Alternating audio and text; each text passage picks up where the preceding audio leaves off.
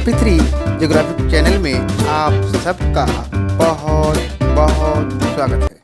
आइए आज हम लोग अध्याय 1 भारत स्थिति के बारे में अध्ययन करते हैं।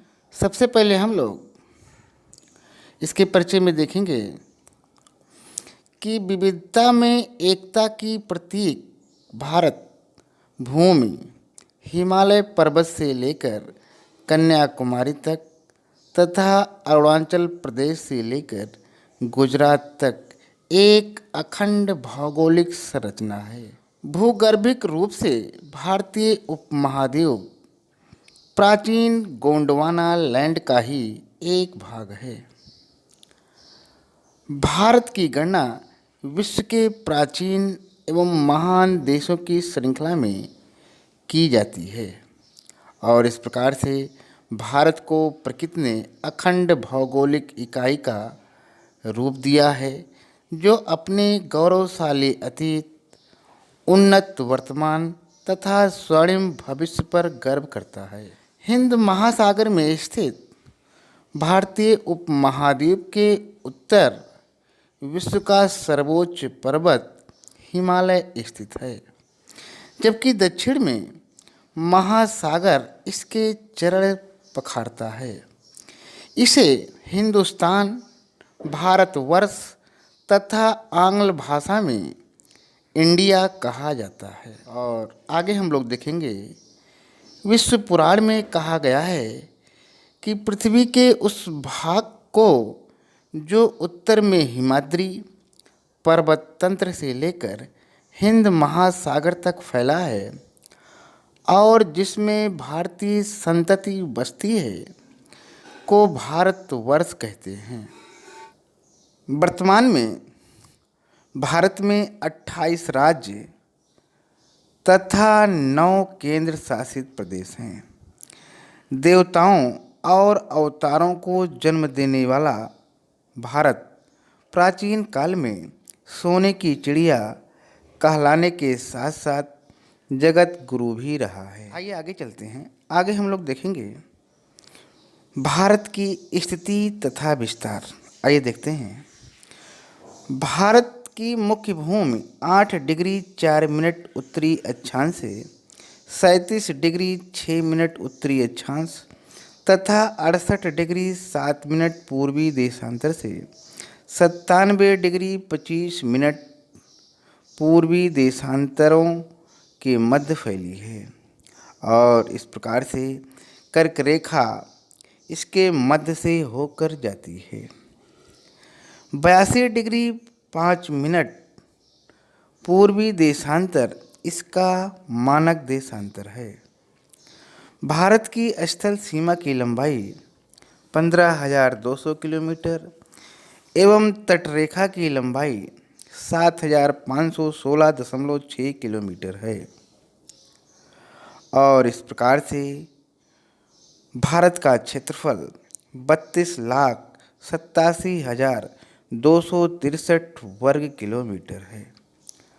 भारत की सीमाएं पाकिस्तान, अफगानिस्तान, चीन, नेपाल, भूटान, बांग्लादेश और म्यांमार देशों को स्पर्श करती है। दक्षिण में स्थित श्रीलंका पाक जल संधि द्वारा भारत भूमि से पृथक होता है।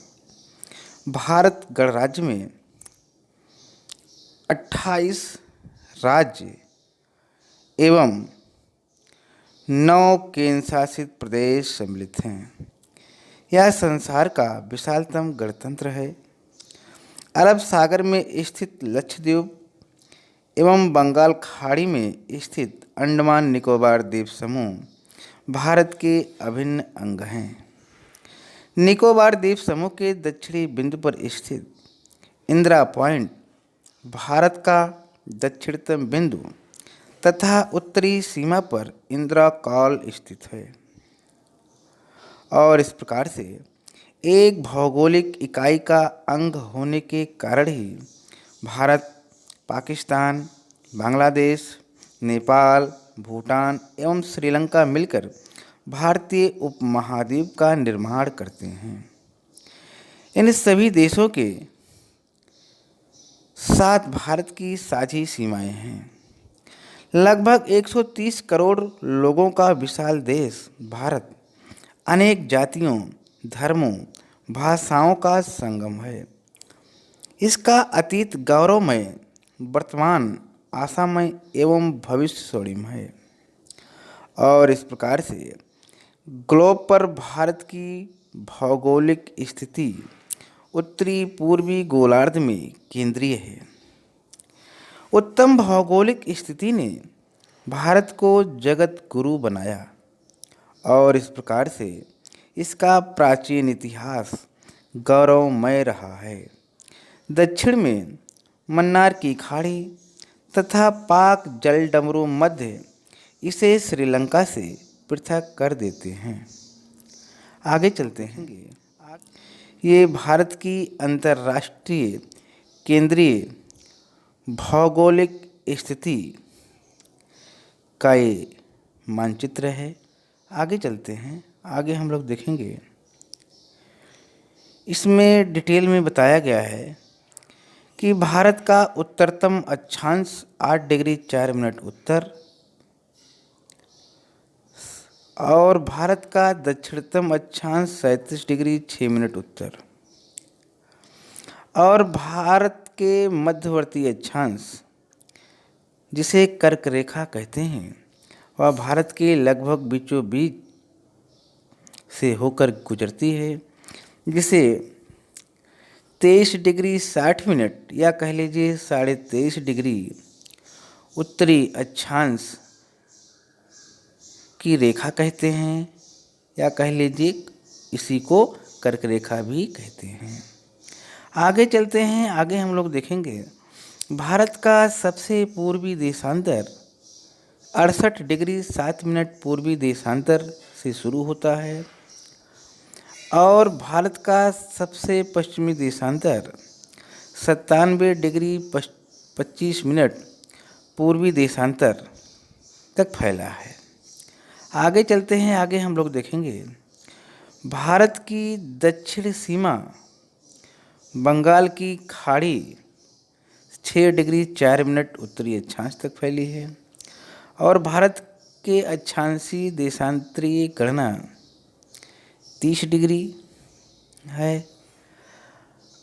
आगे है भारत का सीमांत गति क्षेत्र 12 डिग्री समुद्री मील है और आगे हम लोग देखेंगे भारत की उत्तर से दक्षिण की दूरी 3214 किलोमीटर और आगे है भारत की पूर्व से पश्चिम की दूरी 2933 किलोमीटर है। और आगे हम लोग देखेंगे भारत का मानक यामोत्तर जिसे IST कहा जाता है और जिसका फुल फॉर्म होता है इंडियन स्टैंडर्ड टाइम, वह 82.5 डिग्री पूर्वी देशांतर है और इसे ही भारत का मानक यामोत्तर 82 डिग्री 30 मिनट पूर्वी देशांतर कहा जाता है। आगे हम लोग देखेंगे भारत का ग्रीनविच माध्य से समय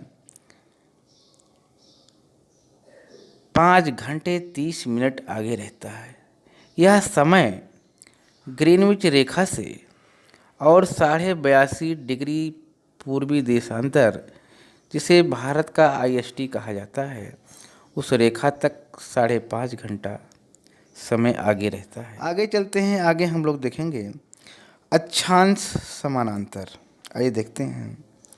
यह विषुवत वृत्त के उत्तर या दक्षिण में स्थित किसी बिंदु की कोणीय दूरी को अंशों में मिनट सेकंड में व्यक्त करता है। इन्हें प्रायः समांतर रेखाएं भी कहा जाता है। आगे चलते हैं। आगे हम लोग देखेंगे देशांतर यामोत्तर।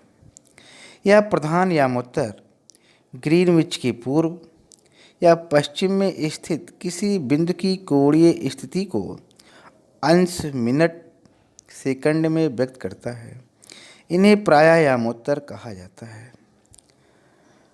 और इस प्रकार से ध्रुवों की ओर जाने पर दो देशांतरों की बीच की दूरी घटती है, जबकि दो अक्षांश रेखाओं के बीच की दूरी बराबर रहती है। आगे हम लोग देखेंगे अक्षांश समांतर रेखाओं के मानों से पता चलता है कि भारत का दक्षिणी भाग उष्णकटिबंध में तथा उत्तरी भाग उपोष्णकटिबंध में स्थित है।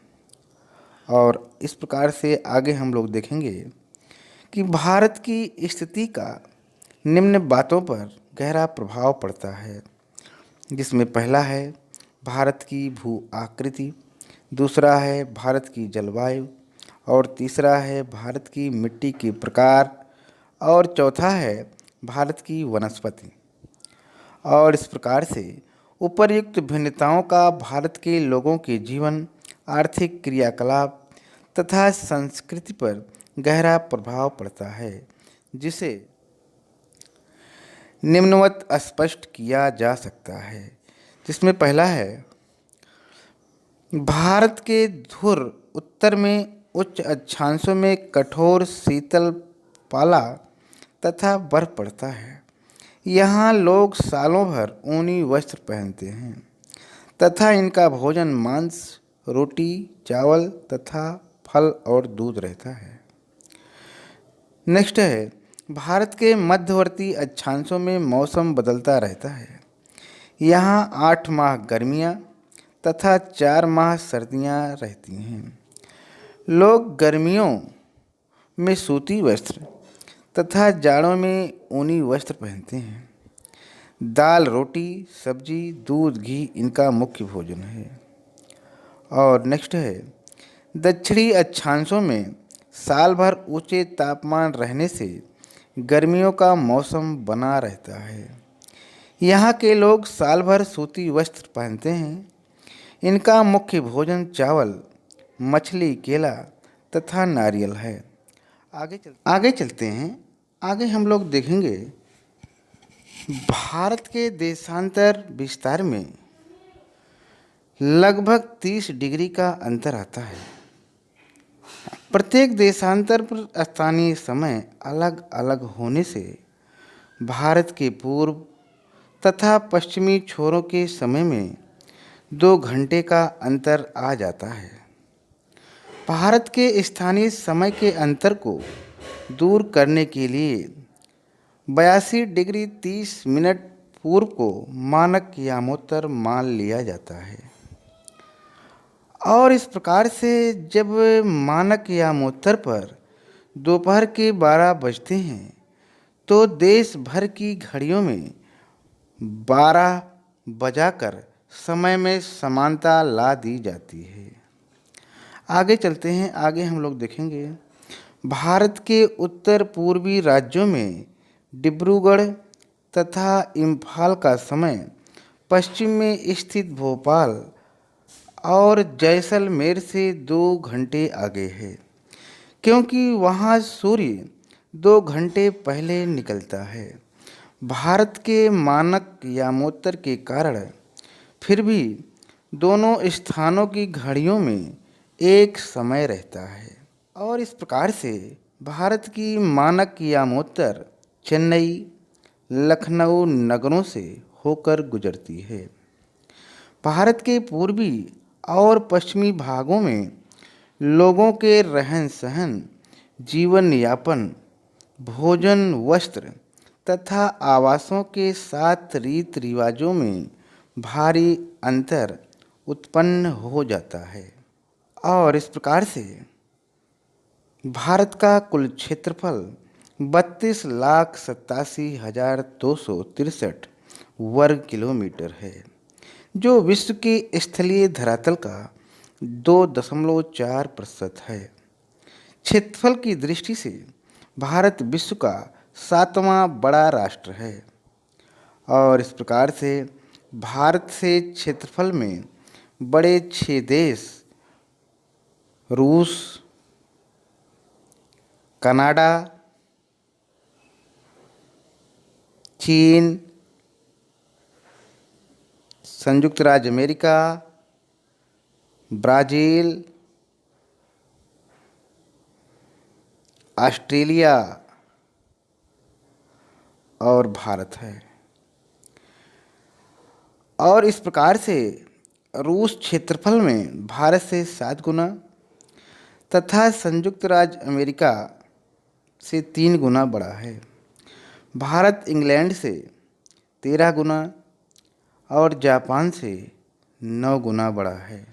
और आगे चलते हैं, आगे हम लोग देखेंगे भारत का आकार। आइए देखते हैं भारत का आकार। भारत आकार की दृष्टि से त्रिभुजाकार है।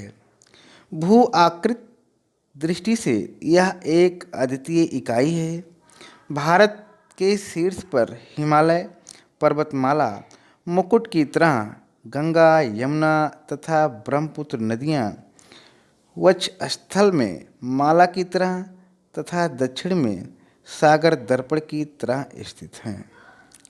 और इस प्रकार से दक्षिण में दक्कन का पठार, जिसमें महानदी कृष्णा, कावेरी, गोदावरी और नर्मदा आदि नदियाँ बहती हैं। इसके उत्तर पूर्व और दक्षिण में हरित वनों से आवृत पहाड़ियाँ हैं। और आगे चलते हैं, आगे हम लोग देखेंगे भारत के ध्रुव पश्चिम में थार का मरुस्थल फैला हुआ है। भारत के उत्तर में स्थित पर्वतराज हिमालय और उत्तर में स्थित या कह लीजिए उत्तर पश्चिम में हिंदकुश एवं सुलेमान श्रेणियाँ, उत्तर पूर्व में पूर्वांचल पहाड़ियाँ तथा दक्षिण में 3 आवृत विशाल महासागर इसे एक विशाल भौगोलिक इकाई का रूप प्रदान करते हैं। और आगे चलते हैं, आगे हम लोग देखेंगे कि भारत का विशाल आकार पाकिस्तान, नेपाल, भूटान, बांग्लादेश इसे उपमहाद्वीप का स्वरूप प्रदान करते हैं। प्राचीन काल से हिमालय उत्तर में प्राकृतिक अवरोधक के रूप में रक्षक की भूमिका निभाता रहा है, परंतु इसमें स्थित खैबर, वोलन, सिपकीला, नाथुला तथा बोमडीला दर्रे भेदिए बनकर आक्रांताओं को नियंत्रित करते रहते हैं। हिमालय पर्वत ने भारतीय उपमहाद्वीप को एक विशिष्ट पहचान दी है। भारत का कण कण हिमालय पर्वत से अनुप्राणित रहा है। आगे हम लोग देखेंगे भारत भौतिक विविधताओं का अजायब घर है। इसमें एक ओर धरती का स्वर्ग कश्मीर घाटी है, तो दूसरी ओर दुर्गम शिखर घाटियाँ, मरुस्थल पठार और समतल मैदान है। यदि हम कश्मीर से कन्याकुमारी तक यात्रा करें तो हमें हिमाचल प्रदेश, उत्तराखंड, उत्तर प्रदेश, दिल्ली, मध्य प्रदेश, आंध्र प्रदेश, कर्नाटक और तमिलनाडु राज्यों के परिदृश्यों का आनंद लेते हुए जाना होगा। और इस प्रकार जैसलमेर से मणिपुर जाते समय राजस्थान, मध्य प्रदेश, उत्तर प्रदेश, झारखंड, पश्चिम बंगाल, असम, मेघालय होते हुए मणिपुर जाना होगा। और इस प्रकार से इस क्षेत्र में मरुस्थल, मैदान, पर्वत, घाटियाँ आदि भौतिक विविधताएं आएंगी।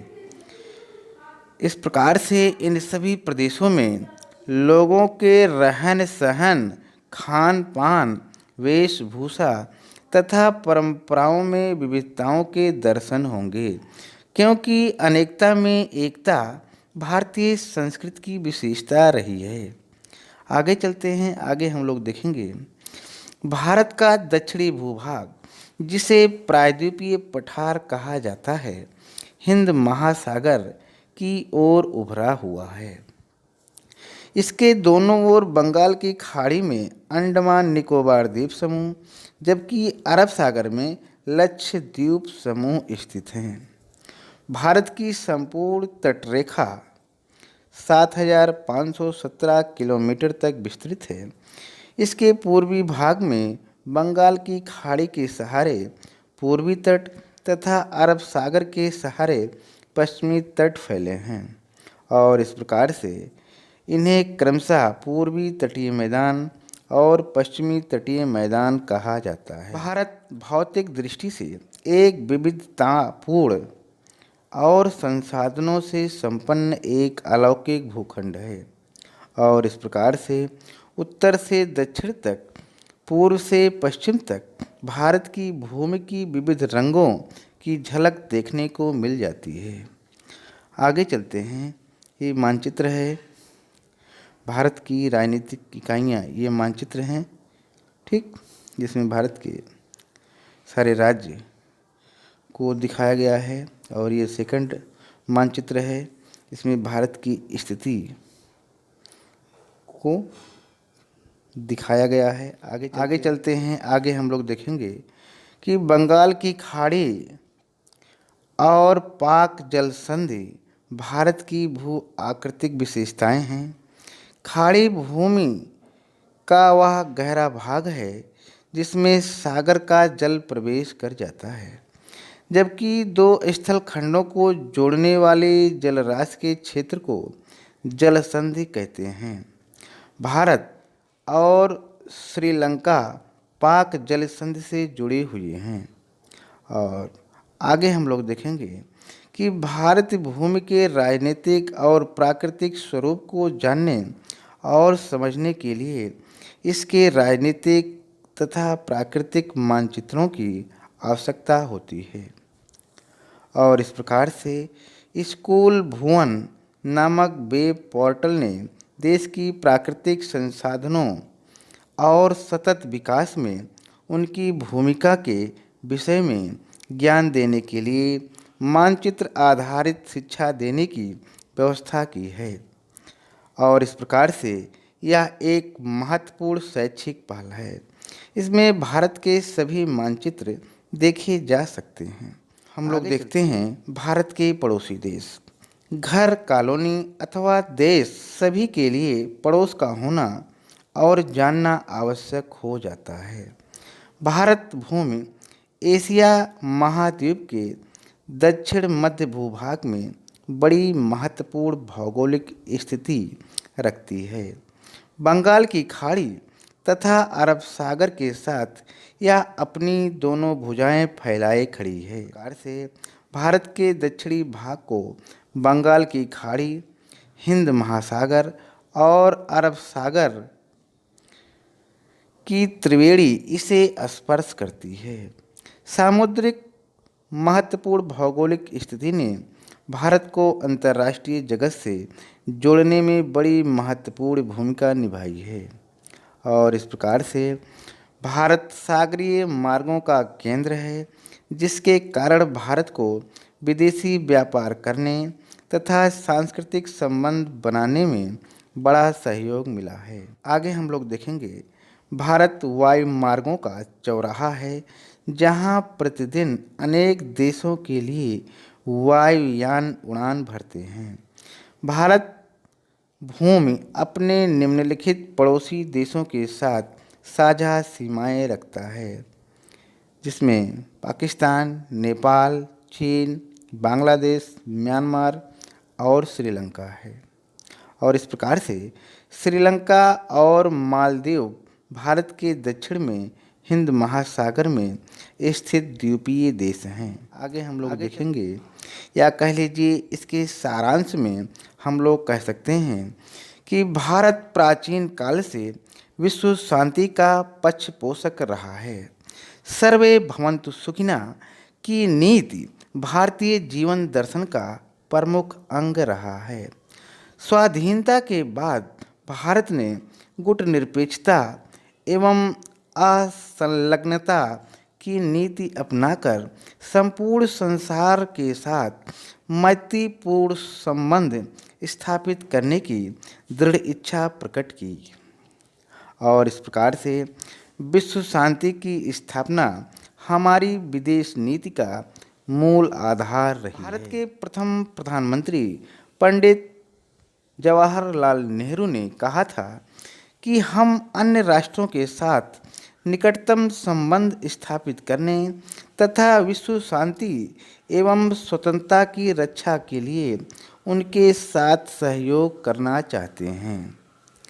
भारत की विदेश नीति का मूल उद्देश्य विश्व के समस्त राष्ट्रों के साथ मैत्रीपूर्ण संबंध स्थापित करना है। और इस प्रकार से भारत ने अपनी शांति प्रिय की नीति के अंतर्गत सदैव ही पड़ोसी देशों के साथ मैत्रीपूर्ण संबंध बनाए रखने का प्रयास किया है। इन सब के बावजूद फिर भी पाकिस्तान और चीन मैत्री में विष घोलते रहते हैं तथा भारत की सीमा में घुसपैठ करने से बाज नहीं आते। पाकिस्तान आतंकवाद से भारत की शांति को भंग करने का सदैव प्रयास करता रहता है और इस प्रकार से भारत पंचशील और गुटनिरपेक्षता की नीति का पालन करता रहता है। इस प्रकार से आज हम लोगों ने अध्याय 1 का अध्ययन किया। आज यहीं तक। बहुत बहुत धन्यवाद।